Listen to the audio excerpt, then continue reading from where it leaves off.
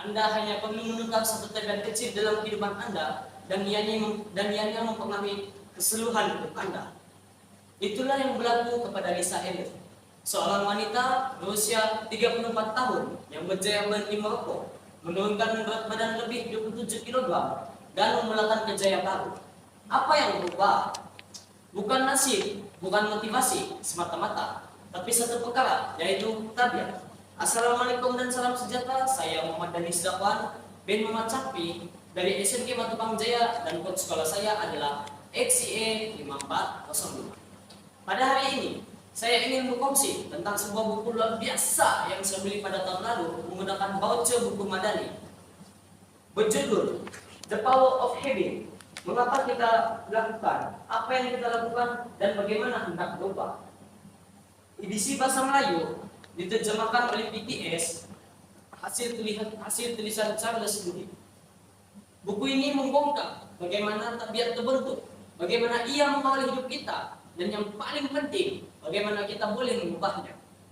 Sebelum itu, izinkan saya memperkenalkan sedikit tentang penulisnya. Charles Duhigg, dialah seorang wartawan, pemenang hadiah Pulitzer yang pernah bekerja di The New York Times. Kepakarannya dalam bidang kewartawanan, penyiasatan, dan minat mendalam terhadap sains tingkah laku menjadikan tulisannya bukan saja fakta, tetapi juga mudah difahami dan menginspirasikan. Credibility Charles Duhigg sebagai penulis yang berpengaruh turut terselah apabila bukunya ini menjadi bestseller dan dirujuk oleh usahawan, pemimpin, dan pendidik di seluruh dunia. Sekarang saya ingin kongsikan 3 isu utama yang menjadi fokus utama beliau dalam karya ini.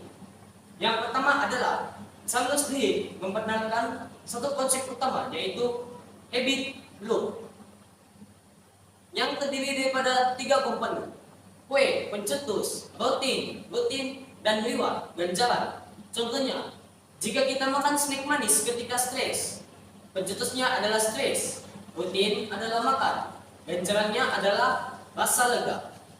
Buku ini menunjukkan bagaimana kita boleh mengekalkan pencetus dan ganjaran, tetapi menukar rutin kepada yang lebih sehat. Misalnya, menggantikan snack dengan berjalan kaki atau mendengar musik. Isi kedua daripada beliau adalah kejayaan organisasi bermula dengan tabiat. Tabiat bukan saja membentuk individu, tetapi juga membentuk organisasi dan syarikat. Charles Duhigg membawa kisah syarikat Alcoa yang hanya menumpukan pada satu tabiat penting, yaitu keselamatan pekerjanya.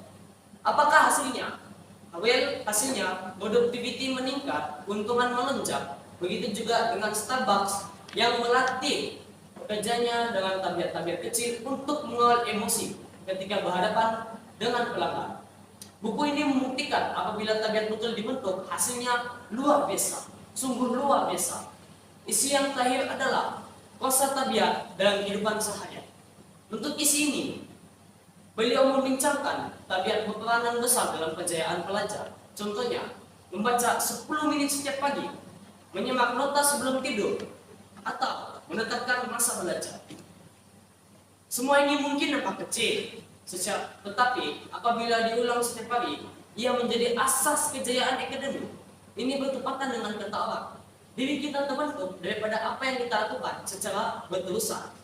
Saya memilih untuk membicarakan buku ini karena ia sangat relevan dengan semua orang.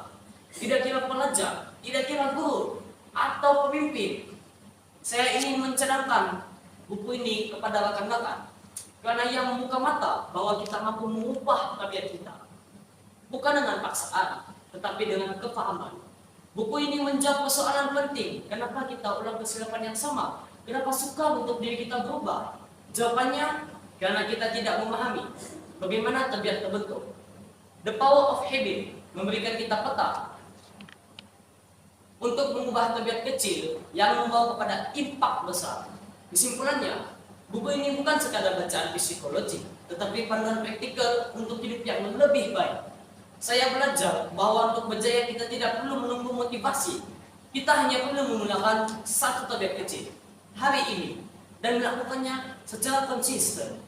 Pendek kata, pelaburan saya terhadap baca buku The Power buku The Power of Habit terbukti sebagai ulangan yang tidak ternilai.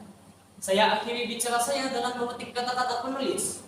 Perubahan mungkin tidak berlaku dengan cepat dan ia tidak selalunya mudah, tetapi dengan mata dan usaha. Hampir semua tabiat boleh berubah. Sekian saja dari saya. Terima kasih.